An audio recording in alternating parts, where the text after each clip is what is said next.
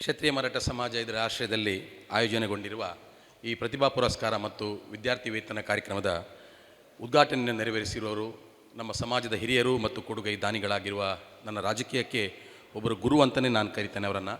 ಉಮೇಶ್ ರಾವ್ ಅವರೇ, ಈ ದೇವಸ್ಥಾನದ ಅಭಿವೃದ್ಧಿಗಾಗಿ ಸತತ ಶ್ರಮಿಸುತ್ತಿರುವ ಆಡಳಿತ ಮುಕ್ತೇಶ್ವರಾಗಿರುವ ಗಿರೀಶ್ ರಾವ್ ಅವರೇ, ಕರ್ನಾಟಕ ಕ್ಷತ್ರಿಯ ಮರಾಠ ಪರಿಷತ್ ಕಾರ್ಕಳ ಘಟಕ ಇದರ ಅಧ್ಯಕ್ಷರು ಆಗಿರುವ ಕೀರ್ತನ್ ರಾವ್ ಲಾಡ್ ಅವರೇ, ಸಂಗೀತ ಮಾಸ್ಟ್ರು, ನಾವು ಅವರ ಸಂಗೀತವನ್ನು ಮಾತ್ರ ಕೇಳೋದು, ಆದರೆ ಇವತ್ತು ಮಾಸ್ಟರ್ ಭಾಷಣವನ್ನು ಕೇಳುವ ಅವಕಾಶ ಆಯಿತು.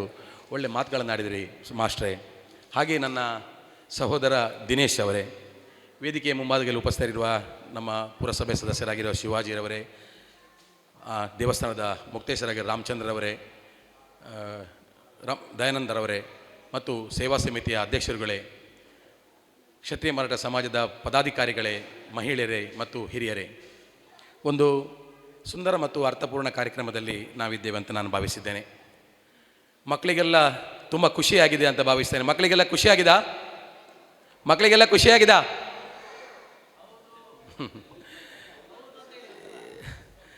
ಇದೊಂದು ಸಂತೋಷದ ಕ್ಷಣ.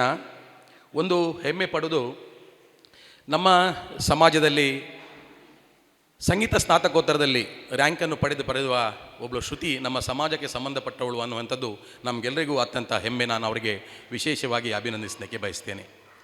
SLCಯಲ್ಲಿ 625ಕ್ಕೆ 625 ಅಂಕ ಪಡೆದ ಸುಮಾರು 20 ಜನ ಇವತ್ತು ರಾಜ್ಯದಲ್ಲಿದ್ದರು. ಹಾಗೆ ನಮ್ಮ ಸಮಾಜದವರೊಬ್ಬರು ಕೂಡ 9ನೇ ರ್ಯಾಂಕನ್ನು ಪಡೆದುಕೊಂಡಿದ್ದಾರೆ ಅಂತ ಹೇಳಿದರೆ ಅದು ನಮಗೆ ಸಮಾಜಕ್ಕೆ ಅದು ಒಂದು ಹೆಮ್ಮೆ ಅಂತ ನಾನು ಭಾವಿಸಿ ಅವರಿಗೂ ಕೂಡ ನಾನು ವಿಶೇಷವಾಗಿ ಅಭಿನಂದಿಸ್ತೇನೆ. ಸುಮಾರು 20 ವಿದ್ಯಾರ್ಥಿಗಳು ಇವತ್ತು ಅಭಿನಂದನೆಯನ್ನು ಸ್ವೀಕರಿಸಿದ್ದಾರೆ. 80%ಕ್ಕಿಂತ ಹೆಚ್ಚು. ಕಳೆದ ವರ್ಷಕ್ಕಿಂತ 2-3 ಜನ ಈ ಸರ್ತಿ ಜಾಸ್ತಿ ಅಭಿನಂದನೆಯನ್ನು ಸ್ವೀಕರಿಸ್ತಾರೆ. ಅವರಿಗೂ ಕೂಡ ನಾನು ಸಮಾಜದ ಪರವಾಗಿ ವಿಶೇಷವಾಗಿ ಅಭಿನಂದನೆಯನ್ನು ಸಲ್ಲಿಸ್ತೇನೆ. ಮತ್ತು ಆ ವಿದ್ಯಾರ್ಥಿಗಳ ಸಾಧನೆಗೆ ಕಾರಣಕರ್ತರಾಗಿರುವ ಅವರ ಹೆತ್ತವರು, ಮನೆಯವರು, ನಿಮ್ಮೆಲ್ಲರ ಸಹಕಾರದಿಂದಾಗಿ ಇವತ್ತು ಆ ವಿದ್ಯಾರ್ಥಿಗಳು ಸಾಧಿಸಲಿಕ್ಕೆ ಸಹಾಯ ಆಗಿದೆ. ಅವರಿಗೂ ಕೂಡ ನಾನು ಸಮಾಜದ ಪರವಾಗಿ ವಿಶೇಷವಾಗಿ ಅಭಿನಂದನೆಯನ್ನು ಸಲ್ಲಿಸಲಿಕ್ಕೆ ಬಯಸ್ತೇನೆ. ಇವತ್ತು ಗಿರೀಶ್ರವರು ನನ್ನನ್ನು ಅಭಿನಂದಿಸಿದರು. ನಾನು ನಿರೀಕ್ಷೆ ಮಾಡಿರಲಿಲ್ಲ, ಆದರೆ ಅವರ ಅಭಿನಂದನೆಯನ್ನು ಅತ್ಯಂತ ಗೌರವಪೂರ್ವಕವಾಗಿ ಸ್ವೀಕರಿಸ್ತೇನೆ. ಬಂಧುಗಳೇ, ಕಾರ್ಕಳದಲ್ಲಿ 30,000 40,000 ಮತದಾರರನ್ನು ಹೊಂದಿರುವ ದೊಡ್ಡ ದೊಡ್ಡ ಸಮಾಜಗಳಿರುವಾಗ ನಾವೆಲ್ಲ ಸಣ್ಣ ಸಮಾಜದವರು. ಆ ಸಣ್ಣ ಸಮಾಜಕ್ಕೆ ಒಂದು ರಾಜಕೀಯ ಪಕ್ಷದಲ್ಲಿ, ಪಕ್ಷ ಯಾವುದೇ ಆಗಿರ್ಬೋದು, ಇಲ್ಲಿ ನಾನು ರಾಜಕೀಯ ರಹಿತವಾಗಿ ಒಂದು ರಾಜಕೀಯದಲ್ಲಿ ನಮಗೆ ದೊಡ್ಡ ಸ್ಥಾನ ಸಿಕ್ಕಿದೆ ಅಂತ ಹೇಳಿದರೆ ಅದು ನಾನು ಅದರ ಎಲ್ಲ ಕ್ರೆಡಿಟನ್ನು ನನಗೆ ಸಮಾಜಕ್ಕೆ ನಾನು ಕೊಡಲಿಕ್ಕೆ ಬಯಸ್ತೇನೆ. ಯಾಕೆ ಹೇಳಿದರೆ ನಮ್ಮ ಹೆತ್ತವರು, ನಮ್ಮ ಸಮಾಜದವರು, ದೇವಸ್ಥಾನದವರು, ಈ ದೇವರ ಆಶೀರ್ವಾದ, ನೀವೆಲ್ಲರೂ ಕೂಡ ನಮ್ಮನ್ನು ಪ್ರೀತಿಯಿಂದ ಬೆಳೆಸಿದರ ಫಲವಾಗಿ, ನಮಗೆ ಆಶೀರ್ವಾದ ಕೊಟ್ಟದರ ಫಲವಾಗಿ ಆ ದೊಡ್ಡ ಒಂದು ಸ್ಥಾನವನ್ನು ಅಲಂಕರಿಸಲಿಕ್ಕೆ ಸಾಧ್ಯ ಆಯಿತು ಅಂತ ನಾನು ಭಾವಿಸಿ ಆ ಎಲ್ಲ ಕ್ರೆಡಿಟ್ಗಳನ್ನು ನಾನು ಸಮಾಜಕ್ಕೆ ಅರ್ಪಿಸಲಿಕ್ಕೆ ಬಯಸ್ತೇನೆ. ಇವತ್ತು ಕಳೆದ ವರ್ಷ ಇಲ್ಲಿ ವಿದ್ಯಾರ್ಥಿ ವೇತನ ಕೊಡುವಾಗ ಒಬ್ಬ ಹುಡುಗನ ಬಗ್ಗೆ ನಾನು ಉಲ್ಲೇಖ ಮಾಡಿದ್ದೆ. ಒಬ್ಬ ಹುಡುಗ SLCಯಲ್ಲಿ ಅತಿ ಹೆಚ್ಚು ಅಂಕ ಪಡೆದರೂ ಕೂಡ ಹೋಟ್ಲಲ್ಲಿ ಕೆಲಸ ಮಾಡ್ತಾ ಇದ್ದ ಅಂತ ಹೇಳಿದಾಗ ಅವನ ವಿದ್ಯಾಭ್ಯಾಸದ ಖರ್ಚನ್ನು ನಾವೆಲ್ಲ ತಗೊಳ್ತೇವೆ ಅಂತ ನಾನು ಹೇಳಿದ್ದೆ. ಆದರೆ ನಾವಿಲ್ಲಿ ಮಾತಾಡಿದ್ದು ವಿಡಿಯೋ ಎಷ್ಟು ಪ್ರಚಾರ ಆಯಿತು ಹೇಳಿದರೆ, ಅವನ ಪರವಾಗಿ ಅವರ ದೂರದ ಸಂಬಂಧಿಕರೆಲ್ಲ ಬಂದು ಅವನ ಶಿಕ್ಷಣದ ವೆಚ್ಚವನ್ನು ನಾವೇ ಭರಿಸ್ತೇವೆ ಅಂತ ಹೇಳಿ ಅವನನ್ನು ಮುಂದಿನ ಎಲ್ಲ ಅವನ ವರ್ಷದ ಓದಿನ ಜವಾಬ್ದಾರಿಯನ್ನು ಅವರು ತಗೊಂಡಿದ್ದಾರೆ. ಇದು ಒಂದು ಸಮಾಜಕ್ಕೆ ಒಂದು ಒಳ್ಳೆಯ ಸಂದೇಶ ಅಂತ ನಾನು ಭಾವಿಸ್ತೇನೆ.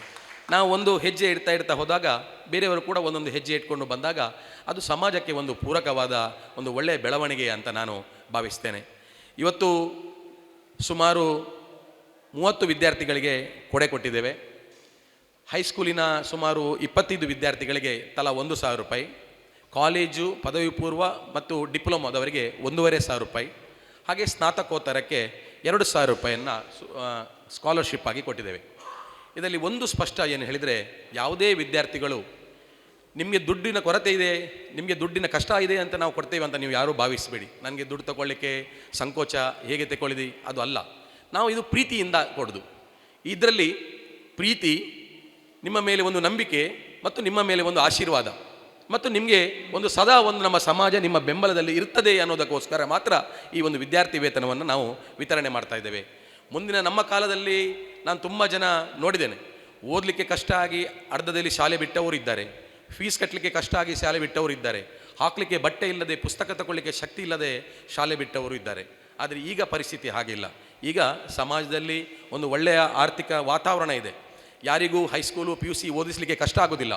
ಆದರೆ ನಮ್ಮ ಈ ಕೊಡುಗೆ ಯಾಕೆ ಹೇಳಿದರೆ, ಸಮಾಜ ನಿಮ್ಮನ್ನು ಗುರುತಿಸ್ತಾ ಇದೆ, ಸಮಾಜ ನಿಮ್ಮ ಮೇಲೆ ಒಂದು ಕಣ್ಣು ಇಟ್ಕೊಂಡು ನಿಮ್ಮನ್ನು ಪ್ರೀತಿಸ್ತಾ ಇದೆ, ನಿಮ್ಮ ಒಂದು ಮೇಲೆ ಭರವಸೆ ಇಟ್ಟಿದೆ ಅನ್ನೋ ಕಾರಣಕ್ಕೋಸ್ಕರ ಈ ಸಣ್ಣ ಸೇವೆಯನ್ನು ನಮ್ಮ ಸಮಾಜದ ಮೂಲಕ ಮಾಡಿದ್ದೇವೆ ಅಂತ ಹೇಳಲಿಕ್ಕೆ ಬಯಸ್ತೇನೆ.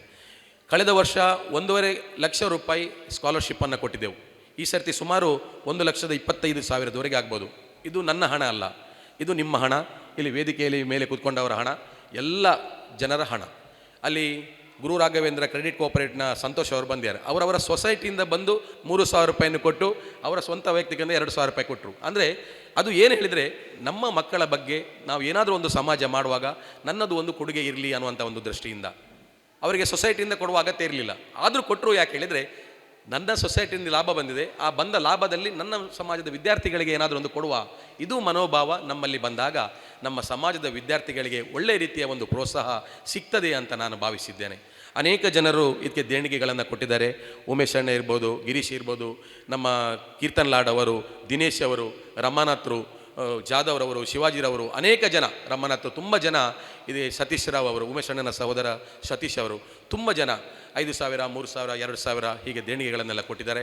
ಆ ಎಲ್ಲ ದೇಣಿಗೆಗಳನ್ನು ಅತ್ಯಂತ ಗೌರವ ಮತ್ತು ಪ್ರೀತಿಪೂರ್ವಕವಾಗಿ ಮತ್ತು ಜವಾಬ್ದಾರಿಯಿಂದ ಅದನ್ನು ಸ್ವೀಕರಿಸಿ ಅದನ್ನು ಸಮಾಜಕ್ಕೆ ಸಮರ್ಪಣೆ ಮಾಡುವಂಥ ಕೆಲಸಗಳನ್ನು ನಾನು ಮಾಡಿದ್ದೇನೆ ಅನ್ನುವಂಥ ಮಾತನ್ನು ಈ ಸಂದರ್ಭದಲ್ಲಿ ಹೇಳ್ತಾ, ವಿದ್ಯಾರ್ಥಿಗಳಿಗೆ ಬೇರೆ ಏನು ಹೇಳಲಿಕ್ಕಿಲ್ಲ. ಪೋಷಕರು ಮಕ್ಕಳಿಗೆ ಮುಕ್ತವಾಗಿ ಅವರಿಗೆ ಶಿಕ್ಷಣಕ್ಕಾಗಿ ಬಿಡಿ, ನಿಮ್ಮ ಸಹಕಾರ ಇರಲಿ, ಆದರೆ ಅವರ ಬಗ್ಗೆ ಒಂದು ಕಣ್ಣು ಕೂಡ ಇರಬೇಕು.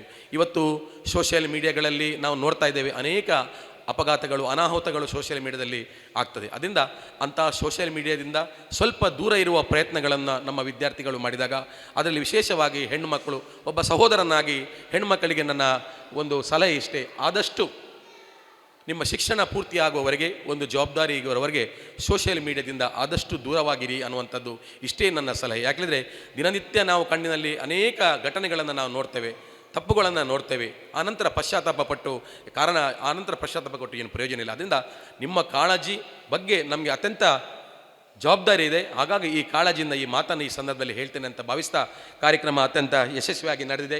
ನೀವು ಕೊಟ್ಟ ದುಡ್ಡನ್ನು ನಿಮ್ಮ ಮಕ್ಕಳಿಗೆ ಕೊಟ್ಟಿದ್ದೇವೆ. ನಿಮ್ಮ ಮಕ್ಕಳು ಒಳ್ಳೆ ರೀತಿಯಲ್ಲಿ ಮುಂದಿನ ವರ್ಷ 10 ಜನ ಜಾಸ್ತಿ SLCಯಲ್ಲಿ PUCಯಲ್ಲಿ ಮಾರ್ಕ್ ತೆಗೆದರೆ ನಮಗೆ ಮತ್ತಷ್ಟು ಖುಷಿ. ಈ ಪದ್ಧತಿಯನ್ನು ಮಕ್ಕಳಿಗೆ ಒಂದು ಕೊಡುವಂಥ ಪದ್ಧತಿಯನ್ನು ಪ್ರತಿ ವರ್ಷ ಅದನ್ನು ಮುಂದುವರಿಸುವ ನಿಟ್ಟಿನಲ್ಲಿ ನಿಮ್ಮೆಲ್ಲರ ಸಹಕಾರ ಇರಲಿ ಅಂತ ನಾನು ಭಾವಿಸಿ, ಮೊನ್ನೆ ದೇವಸ್ಥಾನದ ವತಿಯಿಂದ ಬ್ರಹ್ಮೋಪದೇಶ ಕಾರ್ಯಕ್ರಮವನ್ನು ಗಿರೀಶ್ ಅವರು ಅತ್ಯಂತ ಅಚ್ಚುಕಟ್ಟಾಗಿ ಮಾಡಿದರು. ಕಾರ್ಯಕ್ರಮ ಅತ್ಯಂತ ಯಶಸ್ವಿಯಾಗಿ ನಡೆದಿದೆ. ಅದಕ್ಕಾಗಿ ನಾನು ಅವರಿಗೆ ವಿಶೇಷವಾಗಿ ಅಭಿನಂದನೆಯನ್ನು ಸಲ್ಲಿಸಲಿಕ್ಕೆ ಬಯಸ್ತೇನೆ. ಮತ್ತೊಂದು ಆಲೋಚನೆ ಇತ್ತು, ಮೊದಲಿಂದ ಆಲೋಚನೆ ಇತ್ತು, ನಮ್ಮ ಸಮಾಜದಿಂದ ಒಂದು ಸಾಮೂಹಿಕ ವಿವಾಹ ಮಾಡಿದರೆ ಹೇಗೆ ಅನ್ನುವಂಥದ್ದು ಒಂದು ಆಲೋಚನೆ ಇತ್ತು.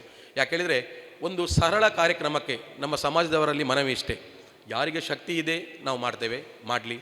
ಆದರೆ ಸಾಲ ಮಾಡಿ ಕಾರ್ಯಕ್ರಮ ಮಾಡಿಕೊಂಡು ಮರುದಿವಸ ಸಾಲದಿಂದ ಏಳುವುದಕ್ಕಿಂತ ಸೂಕ್ಷ್ಮವಾದ ಸರಳವಾದ ಕಾರ್ಯಕ್ರಮಗಳನ್ನು ನಮ್ಮ ಸಮಾಜದವರು ಕೂಡ ಮೈಗೂಡಿಸ್ಕೊಳ್ಬೇಕು ಅನ್ನುವಂಥದ್ದು ನನ್ನ ಕಳಕಳಿಯ ಮನವಿ. ಅದರಿಂದ ಸಾಮೂಹಿಕ ಒಂದು ಮದುವೆಯ ಕಾರ್ಯಕ್ರಮವನ್ನು ಮುಂದಿನ ವರ್ಷ ಹಮ್ಮಿಕೊಂಡ್ರೆ ಹೇಗೆ ಅನ್ನುವಂಥ ಒಂದು ವಿಚಾರವನ್ನು ನಿಮ್ಮ ಒಂದು ಮನಸ್ಸಿಗೆ ಬಿಟ್ಟಿದ್ದೇನೆ. ನಿಮ್ಮೆಲ್ಲರ ಸಲಹೆ, ಸೂಚನೆ, ಮಾರ್ಗದರ್ಶನ ಇದ್ದರೆ ಖಂಡಿತ ಮುಂದಿನ ವರ್ಷಕ್ಕೆ ಒಂದು ಸಾಮೂಹಿಕ ವಿವಾಹವನ್ನು ಈ ದೇವಸ್ಥಾನದಲ್ಲಿ ಒಂದು 10 ಜೊತೆ, 12 ಜೊತೆ, 5 ಜೊತೆ ಆದರೂ ಪರವಾಗಿಲ್ಲ, ಒಂದು ಸಾಮೂಹಿಕ ವಿವಾಹವನ್ನು ಮಾಡುವಂಥ, ಸರಳ ಸಾಮೂಹಿಕ ವಿವಾಹವನ್ನು ಮಾಡುವಂಥ ಕಾರ್ಯಕ್ರಮವನ್ನು ಈ ದೇವಸ್ಥಾನದಲ್ಲಿ ಹಮ್ಮಿಕೊಳ್ಳಿಕ್ಕೆ ನಿಮ್ಮೆಲ್ಲರ ಮಾರ್ಗದರ್ಶನ ಮತ್ತು ಸಲಹೆಗಳನ್ನು ಇರಲಿ ಅನ್ನುವಂಥ ಮಾತನ್ನು ಈ ಸಂದರ್ಭದಲ್ಲಿ ಹೇಳ್ತಾ, ಎಲ್ಲ ವೇದಿಕೆಯಲ್ಲಿರುವ ಎಲ್ಲರಿಗೂ ಕೂಡ ವಿಶೇಷವಾಗಿ ಇಲ್ಲಿ ದಿನೇಶ್ ಅವರಿದ್ದಾರೆ.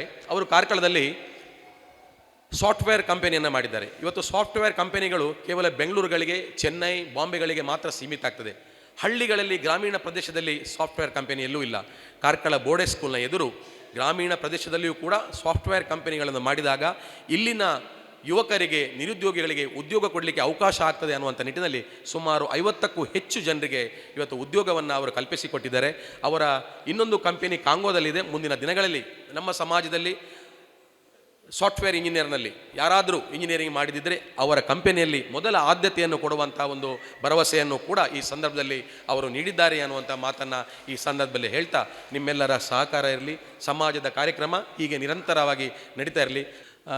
ಕಳೆದ ಹಲವು ವರ್ಷಗಳಿಂದ ನಮ್ಮ ಇಲ್ಲಿ ಸ್ಕಾಲರ್ಶಿಪ್ಪಿಗೆ ಬೆಂಗಳೂರಿನ ರಮೇಶ್ ರಾವ್ ಅವರವರು 50,000 ರೂಪಾಯಿಯನ್ನು ಕೊಡ್ತಾ ಇದ್ದಾರೆ. ಅವರು 50,000 ರೂಪಾಯಿ ಕೊಟ್ಟ ನಂತರ ನಾವೆಲ್ಲ ಸೇರಿಸಿಕೊಂಡು, ಅಂದರೆ ಪ್ರತಿ ವರ್ಷ ಇವತ್ತು ಅವರು ಕಾರ್ಯಕ್ರಮದಲ್ಲಿ ಭಾಗವಹಿಸಬೇಕಿತ್ತು. ಅವರ ಮನೆಯಲ್ಲಿ ಒಂದು ಕಾರ್ಯಕ್ರಮ ಇರೋದ್ರಿಂದ ಬರಲಿಕ್ಕಾಗಲಿಲ್ಲ. 50 ವರ್ಷವನ್ನು ಕಾರ್ಯಕ್ರಮ ಫಿಕ್ಸ್ ಆದ ಕೂಡಲೇ ಅಕೌಂಟಿಗೆ ಹಾಕಿ, ನಾನು ಓದುವಾಗ ಕಲಿಯುವಾಗ ನಾನು ಕಷ್ಟಪಟ್ಟಿದ್ದೇನೆ, ನಾನು ಉದ್ಯೋಗದಲ್ಲಿ ಕಷ್ಟಪಟ್ಟು ಉದ್ಯೋಗ ಮಾಡಿದ್ದೇನೆ, ಇವತ್ತು ನಾನು ರಿಟೈರ್ಡ್ ಆಗಿದ್ದೇನೆ, ನನ್ನಲ್ಲಿ ಏನೋ ಒಂದು ಸ್ವಲ್ಪ ಇದ್ದ ಹಣವನ್ನು ನನ್ನ ಸಮಾಜದ ವಿದ್ಯಾರ್ಥಿಗಳಿಗೆ ಅದು ಸದುಪಯೋಗ ಮಾಡಬೇಕು ಅನ್ನುವ ನಿಟ್ಟಿನಲ್ಲಿ 50,000 ರೂಪಾಯಿಯನ್ನು ಪ್ರತಿ ವರ್ಷ ಅವರು ವಿದ್ಯಾರ್ಥಿ ವೇತನಕ್ಕಾಗಿ ಕೊಡ್ತಾ ಇದ್ದಾರೆ. ಅವರಿಗೆ ನಾನು ವಿಶೇಷವಾಗಿ ಕ್ಷತ್ರಿಯ ಮರಾಠ ಸಮಾಜದ ಪರವಾಗಿ ಎಲ್ಲ ವಿದ್ಯಾರ್ಥಿಗಳ ಪರವಾಗಿ ನಾನು ಕೃತಜ್ಞತೆಯನ್ನು ಸಲ್ಲಿಸಲಿಕ್ಕೆ ಬಯಸ್ತೇನೆ. ಸಮಾಜದ ಚಟುವಟಿಕೆ ಮತ್ತು ದೇವಸ್ಥಾನದ ಚಟುವಟಿಕೆಗೆ ನೀವೆಲ್ಲರೂ ಕೂಡ ಭಾಗವಹಿಸಿ ನಮ್ಮದು ಮತ್ತು ನಮ್ಮವರು ಅನ್ನುವಂಥ ಒಂದು ಅಭಿಮಾನ ಇರಲಿ ಅನ್ನುವಂಥ ಮನವಿಯನ್ನು ನಿಮ್ಮಲ್ಲಿ ಮಾಡ್ತಾ ಅವಕಾಶಕ್ಕಾಗಿ ಧನ್ಯವಾದವನ್ನು ಸಲ್ಲಿಸ್ತೇನೆ. ಜೈ ಹಿಂದ್, ಜೈ ಕರ್ನಾಟಕ.